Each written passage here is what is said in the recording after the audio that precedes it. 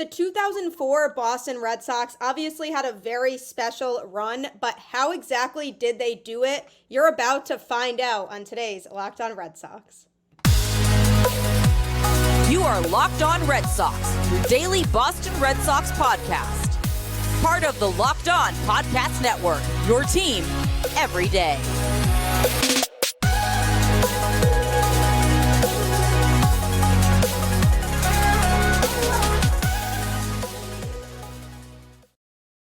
Hello, everybody, and welcome to Locked On Red Sox. I am your host, Gabby, former ESPN social media associate, and also the host of the Boston Balling podcast as well. And I am here to bring you the latest in all things Boston Red Sox, Monday through Friday, straight to your favorite podcast feed for free. I am here no matter what happens with this Boston Red Sox team. That usually does determine my mood for the day. So as you could probably imagine, it's been very up and down this year because the Red Sox have been very inconsistent, but that is a conversation for another day.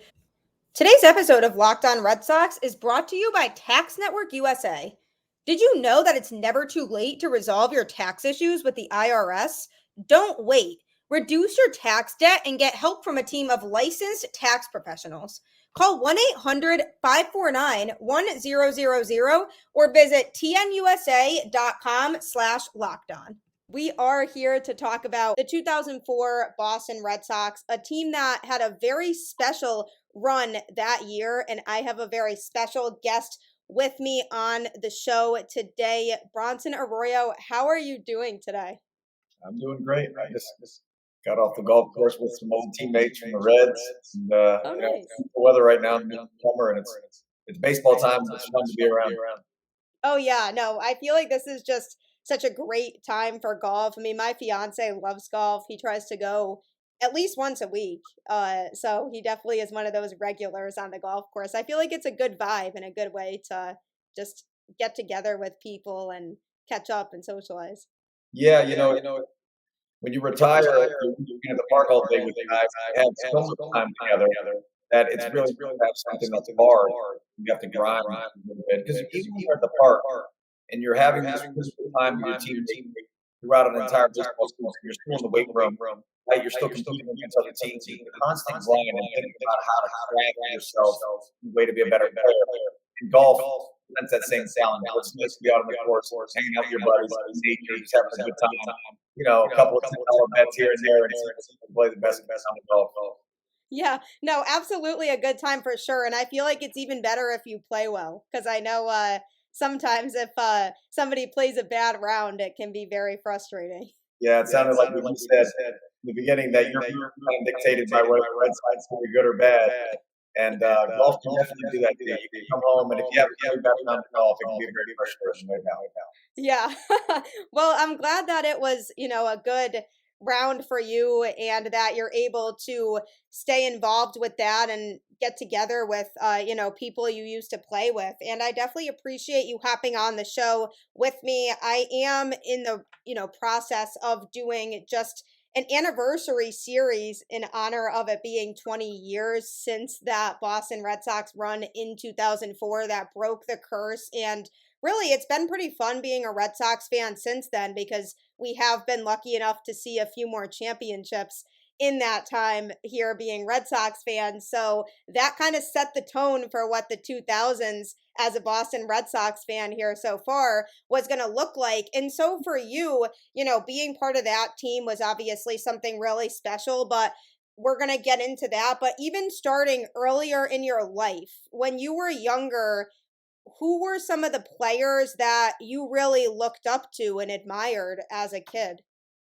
When I first started playing baseball, 6-year-old playing t-ball, you don't really know where to look for kind of your heroes at that time, right? There's no internet. Maybe you only have 3 or 4 stations of television at your house. So for me, I happened to catch Ozzie Smith on a backflip in the Cubs one day on WGN, and Ozzie Smith became my favorite player. So, I was a shortstop kid. I played shortstop, pitching all the way through the year of high school. And so he was kind of my first hero in the game. And then as I got closer to being a professional baseball, I realized I was going to be a pitcher. And, in those mid-90s, 93, 94, started looking at the Atlanta Braves in the division. They've got Tom Glavine, but the matter guy I really loved.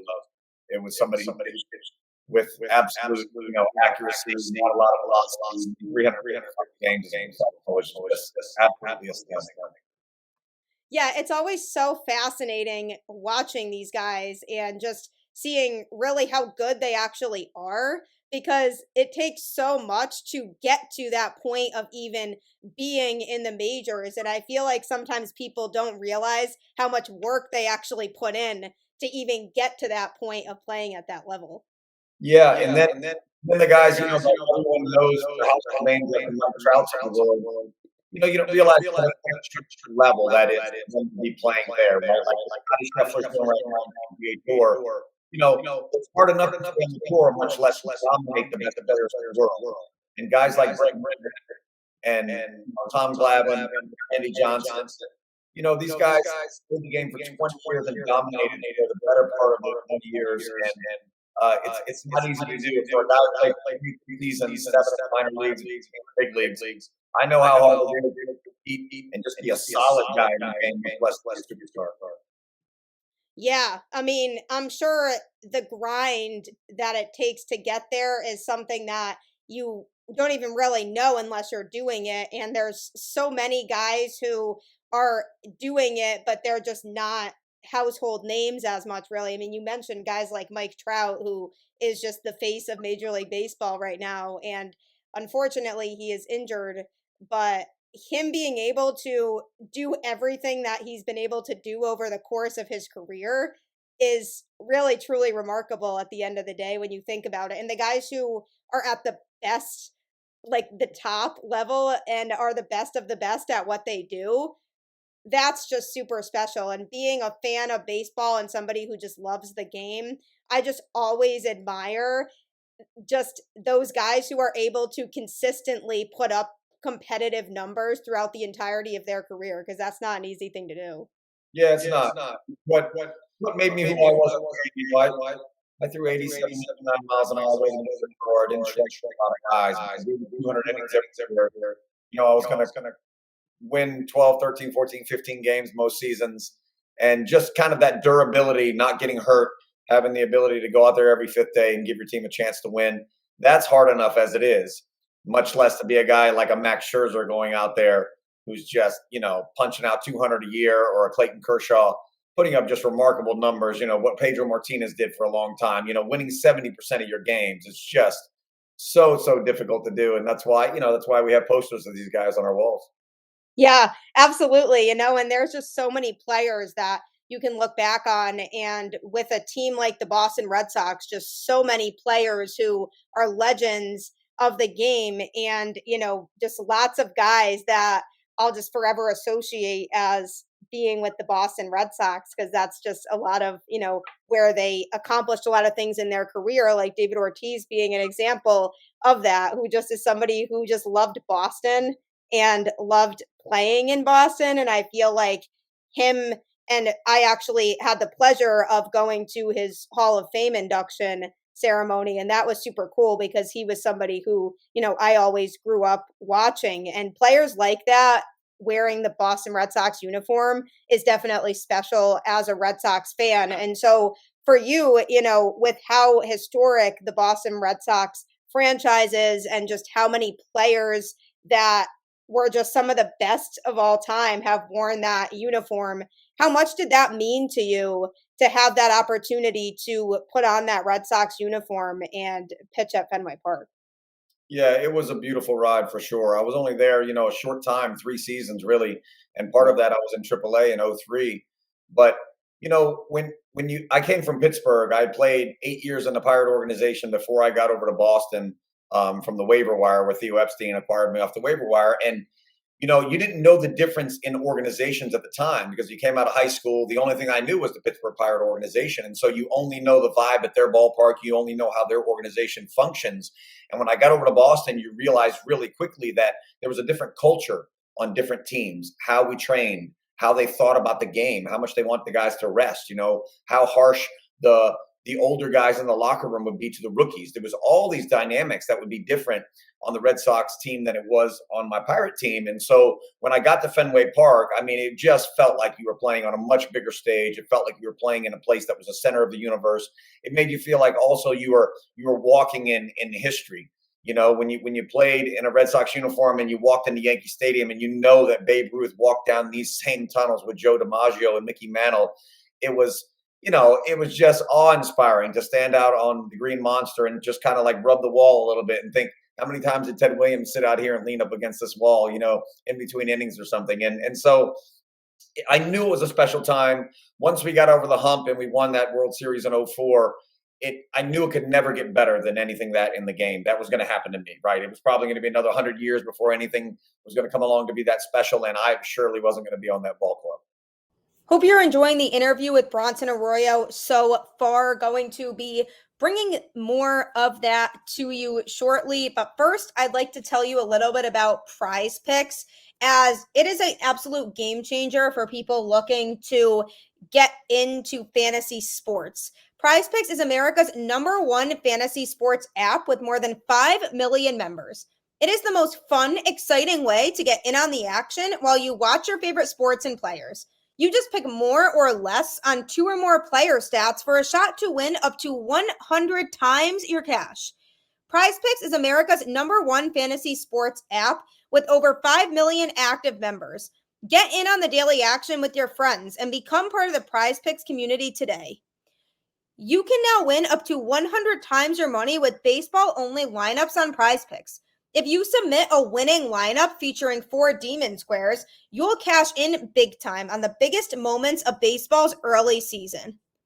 Download the app today and use code LOCKEDONMLB for a first deposit match up to $100. That's a first deposit match up to $100 if you download the app and use code LOCKEDONMLB. Really is a great deal, and it certainly will not disappoint you, so you should check it out today. So I know that it can be stressful finding the right life insurance policy for you, and if you are looking to get some help with that, I highly recommend Policygenius. A lot of life is definitely unpredictable, but a good life insurance plan gives your family a financial safety net to protect against some of the unknowns. With Policygenius, you can find life insurance policies that start at just $292 per year for $1 million of coverage. Some options are 100% online and let you avoid unnecessary medical exams. It's really convenient and time-saving. It'll help you easily compare your options from America's top insurers in just a few clicks. Their award-winning agents can even walk you through the process step by step. Get peace of mind by finding the right life insurance with Policygenius. Head to policygenius.com or click the link in the description to get your free life insurance quotes and see how much you could save. That's policygenius.com. Wouldn't you feel a lot better if you knew you were getting the right life insurance policy for you? It's so important, so check out Policygenius today. Also, you should check out Locked On Sports Today, the first ever national sports 24/7 streaming channel. It's available on YouTube or Amazon Fire TV in the free Fire TV channels app, so you can stay caught up in all things going on in sports without having to stress about it. Obviously, what made that run so special was just how long it really had been since the Red Sox had won a championship, and there were so many fans that had pretty much lived their whole entire life without seeing a Red Sox championship.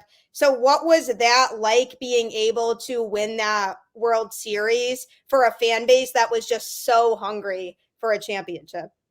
It took all the way to the end of the 2003 season for me to really kind of comprehend what was going on in New England, right? And in this whole, you don't think about it. You think about Boston, you think about a small area, and then you don't realize you're touching everybody in Vermont. You're touching everybody in, Connecticut, unless they're a Yankee fan, right? And then Rhode Island. And so, it took me playing in Pawtucket, getting to the big leagues with the Red Sox in 2003 and losing in Game 7 in Yankee Stadium when Aaron Boone hits the home run off of Tim Wakefield. And that, riding home the next few days in a car, listening to talk radio for the first time, it made me realize how serious that region was for a championship and how starved they were for it.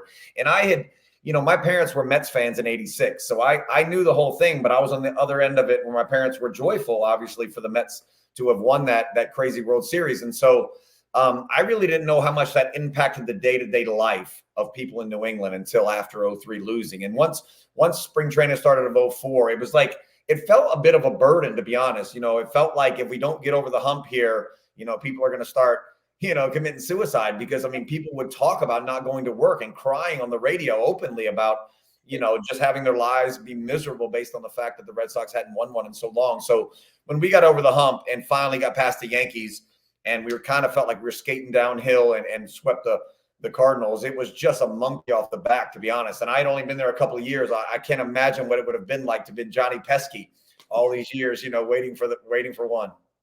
Yeah, honestly, that was such a special time for everybody involved with the Red Sox organization and the fan base. And, the Boston fan base is just very, very passionate about their teams, and they absolutely show up for their teams. And that passion could be both positive and negative, because this is the type of fan base that if people are not performing, you basically get your head ripped off by this fan base. So that definitely can be intense, but it also just shows how much the Boston fans as a whole just love their teams. So during that whole run and through the postseason, when the Red Sox went down 3-0 to the Yankees, and it was elimination game after elimination game that they were facing, how would you describe that environment during those games in the ALCS?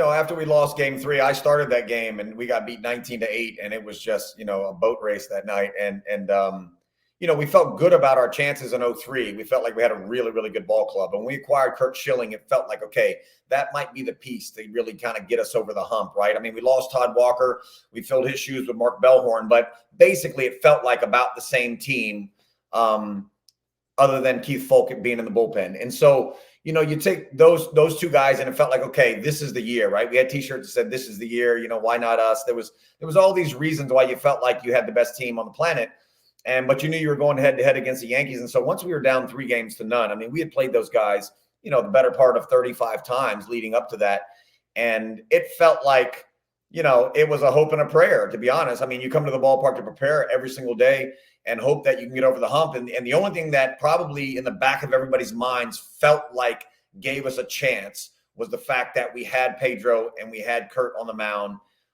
Those two guys felt like they could go into any arena and really kind of get the job done if we needed them to. But also Kurt was, having ankle injury, and he had the ligament ripped off the bone, and they had stapled it back on. We knew that inside the locker room, but no one else really knew that. And also, he had been beat up in Yankee Stadium earlier in the series. So, it felt like once we were down 3-0 that there probably wasn't a lot of hope, but you had guys like Kevin Millar in that locker room who just refused to kind of give in and put a smile on their face and walk around during batting practice before game 4 and tell everybody how we're going to shock the world. And, there was always that slight chance of that, but nobody had ever done it. And we knew we had a good ball club. But once you won that first night, you started getting a little momentum. And after it was 3-2, it really felt like it was an even match by then, and we felt like we were getting some momentum. But after '03, being up 4 runs with only 5 outs left to go in the game, and we let that one slip away, it really didn't feel like we had that one in the bag until I think the grand slam probably in game 7. And it felt like, Bellhorn and Johnny Damon's home runs had kind of iced that game. And we felt like we're not going to let this one, slip away again. Yeah, definitely that feeling of heartbreak and losing the way that you did in '03, especially against the Yankees of all teams in the Boston Red Sox uniform, is just painful. And nobody wants to live that experience ever again after that. And we didn't know how famous Kevin Millar saying "Don't let us win today" was going to end up being until after this all happened. And it's just crazy to look back on it and think about just how true that statement really was, because nobody was stopping that team. After you guys won game 4 of that series, it was just full speed ahead and just straight through to win the World Series. So it truly was just a momentum shift, and everything clicked when it had to get you guys to where you wanted to be. Yeah, I do remember there was two things that day that kind of stood out in the locker room. One was they had put up in the locker room a supposed quote from Gary Sheffield saying those guys are a bunch of idiots.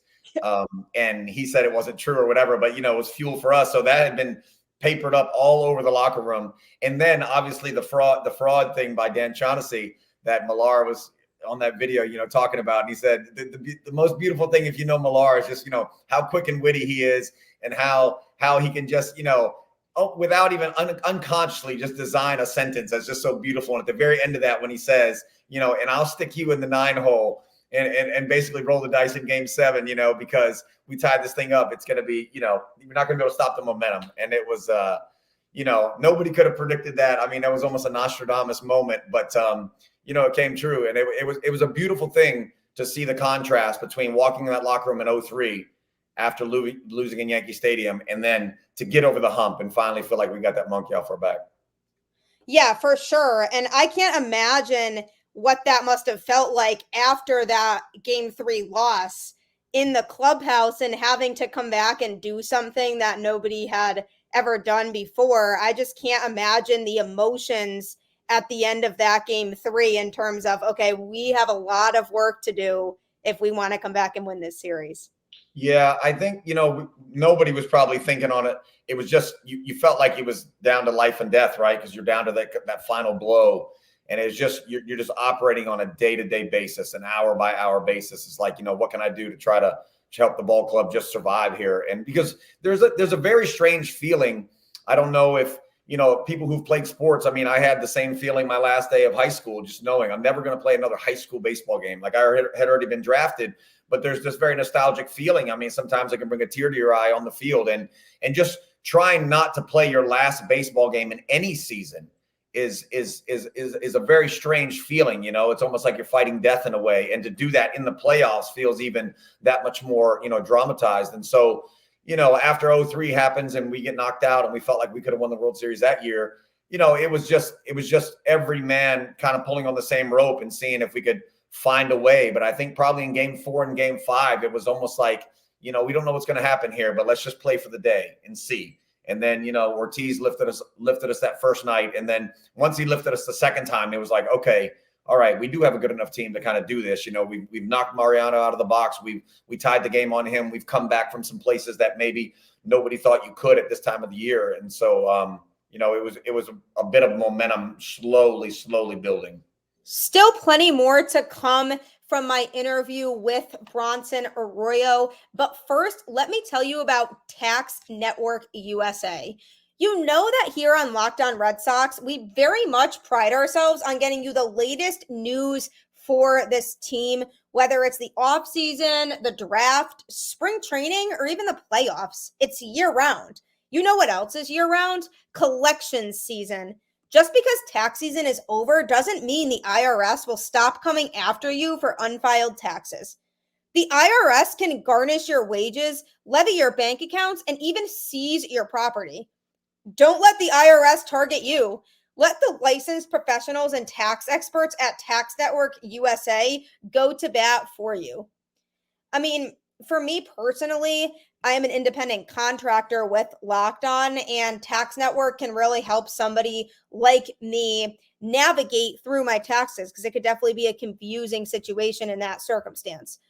With over 14 years of experience and an A+ rating by the Better Business Bureau, Tax Network USA has saved their clients over $1 billion in tax debt.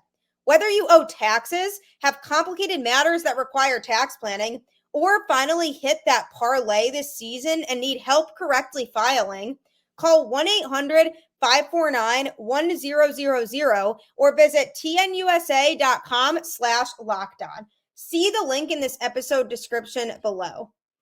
I'm telling you, it really will take a lot of stress off your back, because none of us like doing taxes. Let's just face it. Might as well make it easier for you by checking out Tax Network USA. This is also your reminder to check out Locked On Sports Today on a YouTube or Amazon Fire TV in the free Fire TV channels app, as we have launched the first ever national sports 24/7 streaming channel, and it's available on YouTube or Amazon Fire TV in the free Fire TV channels app. So be sure to check that out today so you can stay caught up in all things going on in sports without having to rely on scrolling through social media constantly. It seemed like it was just meant to be because it was such a storybook ending that year for that Red Sox team. And it just seemed like a bunch of guys who were just not going to back down and just were really hungry and wanted to win. And that showed in the play and just everybody coming together to reach that common goal. We did talk a little bit about the Yankees, and obviously the rivalry was so intense back then, and that came to fruition on the field when you were pitching and you hit A-Rod, and then he did, the stare down, and then Jason Varitek, who I absolutely adore, who's just such a great addition to still have in the Boston Red Sox organization, stepped in, and then it caused this big brawl on the field. And obviously it's such a famous moment now. So what were you thinking during that moment when that all took place and you saw Varitek get in his face and all that? Yeah, that was probably the strangest day I've ever had in a baseball uniform, and it wasn't because of the fight. It inevitably ended in that fight, but the day started with the field being a little wet from like a little bit of a mist or something. We were having a hard time beating the Yankees. I think we had a couple of guys hurt. We were just kind of scuffling a little bit. And I just remember they were trying to postpone the game. And Millar wound up grabbing Ortiz and a couple of the older guys and basically went into Terry Francona's office with Theo Epstein and said, "You guys are crazy if you were trying to rein this game out, because we're getting Tanya and Sturts tonight. And if we wait until September and have a makeup game, we're going to get Kevin Brown. And you don't want a healthy Kevin Brown on the mound." And so it was just a very odd day. I was taking a nap because I thought the game was going to get bumped back by a couple of hours. And the umpires at some point got control of the game and said game on in 30 minutes because they were kind of irritated from what we heard about the Red Sox, front office basically trying to stall the game out. And so I was taking a nap in the weight room as I normally would, but I need a full hour to get prepared for a game. And they said game on in 30 minutes. And it was almost like a nightmare moment where you just were having a bad dream, where you just woke up and you're like, this can't be happening. Like, I got to be on the mat. I need 30 minutes just in the bullpen and stretching and stuff, much less putting on my uniform. And are you going to have a cup of coffee, or have you eaten a peanut butter and jelly sandwich, or whatever's going on? So it was a strange day, just rushed out there. It was ice cold when the game started. And then immediately, it's early in the ball game, and I'm just trying to double up on Alex, right? Like, I was the type of guy who was never going to give a free pass. The only time I ever hit anybody in baseball in my 22 years of playing that wasn't an accident was because somebody told me to hit that guy. And that probably happened 4 times in my whole career, and that wasn't one of them. Alex was just a guy who had a hole on the inner half, and he didn't really like the ball on the inside. He really could drive the ball to right center. And he loved to hit the breaking ball. So I was just trying to double up with a fastball in the inner half, about 88 miles an hour sinker, and get in there. And I just happened to lose it and hit him on the elbow pad, and he was just irritated. I heard through the grapevine, have no idea if it's true, that he was he's a real student of the game. He'd love to study film. And so he probably knew I didn't double up inside on righties a lot. So he might have thought that was a little curious, and maybe that's why it was on purpose. But I was never going to, especially that Yankee lineup, I wasn't going to give any free bases. I mean, when you're facing guys like Matsui, Bernie Williams, it's like, it's a grind enough as it is. I'm not trying to give any free passes. So, it was a very strange day from front to back. And then your adrenaline surges in a fight like that. And then you got to go back out there and try to weather the storm. And luckily for us, Bill Miller hit that home run late in the game and really lifted us up and kind of like wiped away all the bad from the day. But it was an odd occasion. Yeah, I mean, it was obviously something that just so resembled what the Red Sox-Yankees rivalry was like back then. And, for the fans, we still very much don't like the other team as much as we always haven't. Like, my feelings for the Yankees have not changed and never will change. But from a player perspective, it seems like now the rivalry just is not what it used to be. And I think part of that is because of just the group of players that were playing on both teams back then. And, it just seemed like it was so much more intense between these guys on the field. Yeah, absolutely. There's something to be said too for the way the game has evolved is that the average age in the locker room is younger, right? And how you get those really strong rivalries is when you have guys like Derek Jeter and, Jorge Posada, who are in these locker rooms in the same uniforms year after year after year, right? And when you have that, you have a chance to kind of build this rivalry. You know who you're going to face when you show up in a certain city. And they had a lineup, from front to back that was, accomplished, it was almost like an all-star team. And so were the guys on our side. And so, it's kind of really like a heavyweight fight. Obviously, the 86 years of not having a World Series really played a big part in that, and the Yankees having so many of them. And I think even from a player standpoint, there was probably no real hate for any specific guy on their locker room from anybody on our side. I'd say prior to that, Varitek fight, those two guys probably had some disdain for each other. But prior to that, I mean, it's kind of a rivalry that's built around the city, the fans, and the uniform, not so much on a personal level. But these days, when you have so many guys moving teams more and more quickly, guys don't stick around having 20-year careers anymore. The faces are a little bit younger. The hazing in the game is kind of left a little bit. It's definitely softened its blow, and there's a good side to that for sure. But you definitely don't feel the intensity, of showing up to Fenway Park and feeling like, hey, maybe I shouldn't wear that hat when I'm on the 7 train in New York, because if I have it on, I might get beat up on the way. That was something that had its good side and its bad side. Yeah, absolutely. No, I feel like it just is so much different now from what it was back then, but I still feel just as satisfied when we beat the Yankees now. Bronson Arroyo may not have been the biggest name on the roster for the 2004 Boston Red Sox, but he certainly had that team first mentality of having the attitude of doing what needed to be done to put his team in the best position to succeed. And that's something that's really notable about him, is that he had that attitude of, it's not about me, it's about the team and about a common goal. And as you heard from him directly, there were a lot of guys in that clubhouse that came together and wanted to reach that common goal of winning. And he said as they got further along in that series with the Yankees, when things first started to seem pretty depressing for them and they started to turn it around, it started to feel real, like we can actually win this thing. So it's really fascinating to hear from somebody like him who has been through it and was an example of a player who experienced that drama and beef with the Yankees firsthand, experienced being in a reliever role and a starting role with this team, and was able to contribute to the Boston Red Sox in both ways. So tomorrow you are going to be hearing part 2 of my interview with him. Lots of good stuff still to come, like what made the managing as special as it was for that Boston Red Sox team. Did Terry Francona play a huge role in the Boston Red Sox winning that World Series? You'll find out that and more tomorrow. Keep the faith. Go Red Sox as always, and I will catch you on the flip side.